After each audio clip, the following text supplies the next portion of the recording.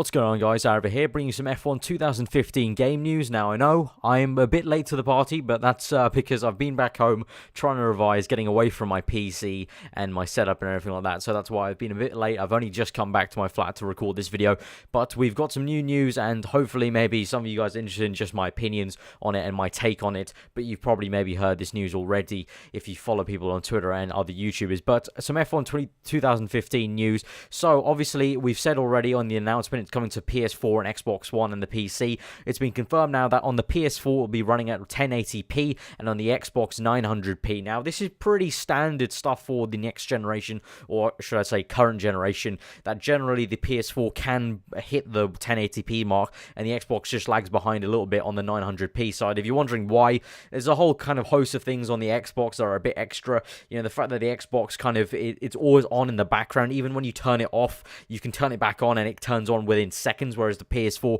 actually fully turns off. And the Xbox runs a lot of background stuff with the Kinect as well, so the amount of RAM and memory that it can use to kind of boost up the power of the Xbox as a whole is a bit less. So that's why you see generally in every single game, it doesn't matter, FPS shooters, you know, role-playing games, every sort of game out there on the current generation now, you see this kind of trend of PS4 hitting 1080p and the Xbox at 900p. The PC obviously is not even you don't even discuss it. The PC will obviously always do that and even higher, and they're aiming for 60 FPS on both consoles, so that's really good to see. Even on the Xbox hitting 60 FPS, because we've seen some other games that they've only been able to hit maybe like 48 or 49, and sometimes frames drop, but we'll have to see how that goes in the coming weeks. Hopefully we'll get some more info on the game. Maybe there'll hopefully be some gameplay. Unfortunately, no gameplay in this update, just screenshots and interviews, so I'll just be screenshotting some of them and putting them on screen for you right now. So a few other things to talk about on F1 2015. So apparently when the game comes out, there will be updates to fix any in-game kind of things that don't match real life. So, you know, stuff like the Mclaren Honda, they haven't cranked it up to 100% power in real life.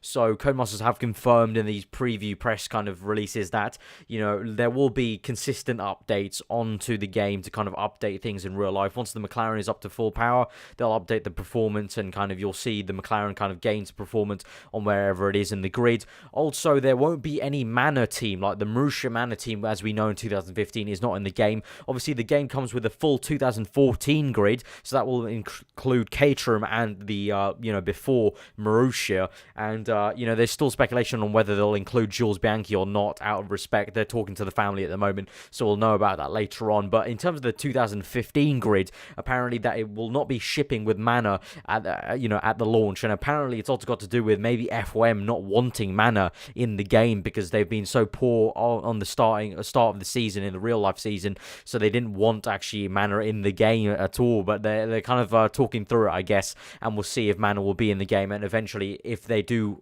make it into the game, it will just be updated in. So when we get the game from the start, there'll only be 18 runners in the 2015 grid minus the Manor team, then plus 2 obviously to make the 20 grid. But we've seen some great screenshots from the game. Daniel Ricciardo in the garage, which was really nice. You can see the lovely reflections, and it looks like the graphic fidelity is a lot higher because of the new consoles, obviously, and that's something that consistently was talked about in the press releases, the fact that this game looks beautiful.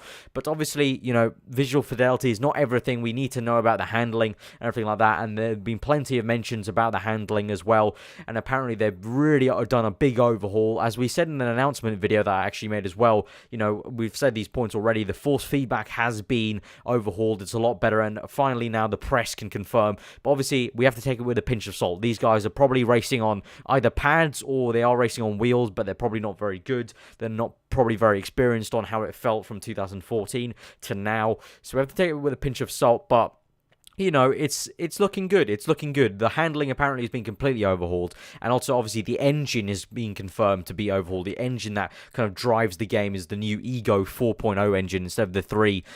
So that means the game, even if they don't make any improvement, the game itself will be very different, because the engine, the actual engine that drives games, is very, very important. The engine itself can make the biggest impact in the world. So the fact it's a brand new engine for this next generation is really great to see, and it means that the visual fidelity and the kind of things they can do with the memory, hopefully with the cars and the way they do with the physics, you know, the tires and the temperatures and the weather, hopefully they'll be even better. We saw some sweet screenshots also of the Force India, the Mclaren McLaren, Honda looked pretty damn good. Obviously, a few people noted out that it's Jenson Button's helmet, but it says number 14, which is Alonso's car. But remember, these are all work in progress. That's pretty much standard that you need to take into account. It's all work in progress. We saw an absolutely amazing grid photo. So obviously in the announcement we said that the whole kind of being on the grid with your engineers, the podium celebrations will be kind of here for the first time in Codemasters games, and finally we get a confirmation with a screenshot, and it looks absolutely amazing. Really great to see that the whole grid is filled with engineers. It will feel just like a real grid, sort of. Hopefully they do some nice panning shots, some nice cinematics in the build-up. It'll look really great. I'm not too sure how it'll work on the race start. Maybe we'll be able to sit on the grid and see our engineers walking around on the grid, and that's where we choose the menu options to start the race. So that will be really good as well. So also confirmed in 2015, scrap your definition of career mode. There is no mode called career mode in F1 2015 anymore. Scrap the words career mode out of your vocab. You need to think of this game as they've said on the forums. It's not like the sequel. It's like a brand new kind of generation of Formula 1 games. It's like on the Batman films, like they said on the forums. It's not like Batman and Robin, the sequel to another Batman film. It's like Batman Begins. They're rebooting the series, and the whole definition of what game modes are expected, I've just been thrown out of the window. So there's no more career mode. There is a thing called championship mode and a thing called pro season. So championship mode is essentially you pick a driver and you drive as that driver as in the career mode, essentially. That's sort of like your normal career. So you jump in as a driver. So let's say I choose Lewis Hamilton. I am Lewis Hamilton. I race as him in the championship. And that's how they've been able to get to these podium celebrations, these grid stuff, is because now that they've scrapped the idea of you being yourself and you having your custom name, because you're a driver, it's allowed the FOM kind of contracts and the way the licensing works. It's allowed Codemasters to be able to do these podium stuff because you're going to be celebrating as the driver, so they can actually do these podium things. Because before, I feel maybe if you were your own person, it probably wouldn't have been very possible with your own custom helmet and stuff like that. So now you are a driver in championship mode. And pro season mode, as I said, is another season, which is like championship, but it is completely without any assists. You have to be in cockpit cam. You're forced to be in cockpit cam. There's no hood as well. No hood. You can't turn that on or anything. There's no hood, and you get all the practice sessions and all the qualifying sessions and all the race weekend. You get a full race weekend in the pro season, and it is completely, as it says on the tin, pro. You know, complete cockpit cam, no assists, no hood. You will drive like a driver does. You'll be fully kind of in there. The only way you can find out info is probably talking to your engineer, or, you know, requesting stuff on the kind of car status thing, or on your wheel. In fact, you can look at your wheel. Obviously, it has an LED screen, so it's a very, very different mode, and I think hardcore fans will really, really like that. We'll have to see how that goes and kind of how it actually works, and hopefully once we all get our hands on it, we can actually make a judgment call on if it's going to work, the pro season. But those two things do look very, very tasty, and the fact that they've gone this new direction, I'm fully behind this new direction.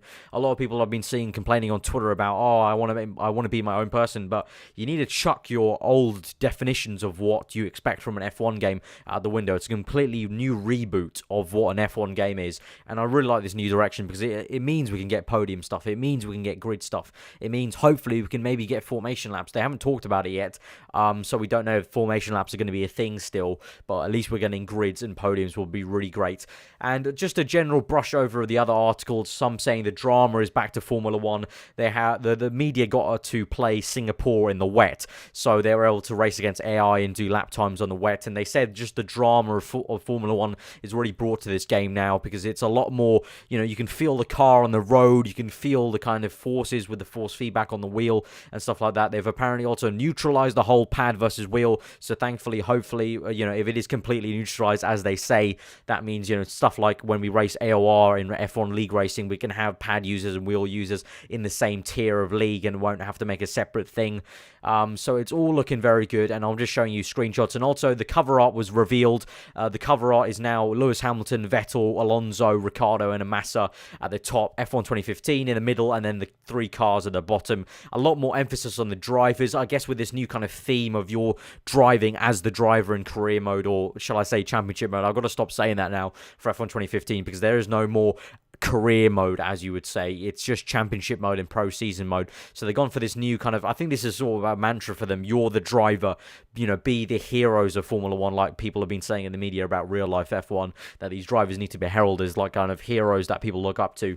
So that's the kind of new thing they're going for. They've got entirely new physics, entirely new tire models, like we've all kind of said in the announcement videos. And finally, TV presentations. We've confirmed that David Croft and Anthony Davidson will be doing commentaries at the intro and outros of races in between sessions, not actually while you're racing, but in between. So, the intro to qualifying, the intro to the race, there'll be some commentary for them, and apparently they've recorded tons and tons of commentary, so that'll be a new thing. They're kind of going for like a FIFA or NBA or whatever you want to call it, kind of other sports games. They're kind of going for that same sort of really authentic TV style sort of thing where commentating, you get a full kind of immersion with commentators kind of saying stuff about weekend, saying stuff about specific drivers and whatnot. So it's all looking very tasty. I know that was a lot of info about the F1 game and a lot of stuff that I still haven't even covered, that I haven't even mentioned, but hopefully you'll be reading stuff on screen as well with screenshots, and that has been a little taster of the F1 2015 game news. If you want to know more,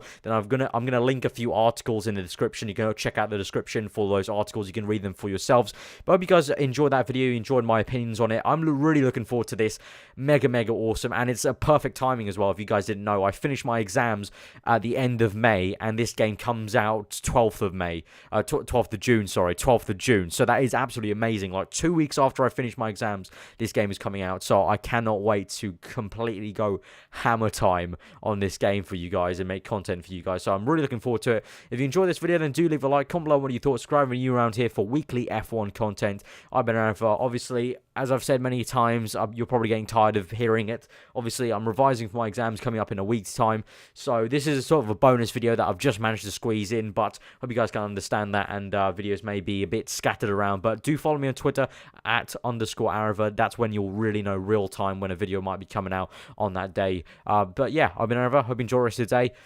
Give it a like if you did enjoy it. Subscribe when you're around here for weekly F1 content. Again, I've been aarava. Hope you enjoy the rest of the day, and I'll see you guys next time.